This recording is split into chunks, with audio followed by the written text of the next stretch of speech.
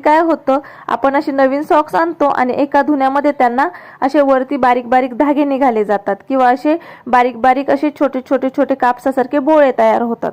तर ते काढण्यासाठी घरगुती जे लेझर असतं, जे तुम्हाला यूज करून झालेलं आहे ते फेकूनच द्यायचं आहे. अशा इलेझरचा किंवा ह्या लेझरचा असा उपयोग खूप छान होतो. तुम्ही बघू शकता, असं व्यवस्थित आपण सगळीकडे जर ते फिरवलं तर त्यावर आलेले गोळे जे धाग्यांचेच असतात ते निघून जातात आणि तुमचा सॉक्स हा नव्यासारखा होऊन जातो किंवा नवीनच राहतो, व्यवस्थित छान मऊ होऊन जातो.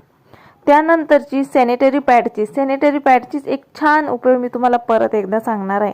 आपल्या घरात जे कानाकोपरे असतात तिथे आपला हात पोचत नाही, त्या ठिकाणी आपण अशा प्रकारे हँगरला सॅनिटरी पॅड लावून नक्कीच साफसफाई करू शकतो. बऱ्याचशा अशा गोष्टी आहेत का जिथे कपाटाच्या मागे, दिवाणच्या खाली जाळी झालेली असते, ती जाळी आपल्याला सहजासहजी निघत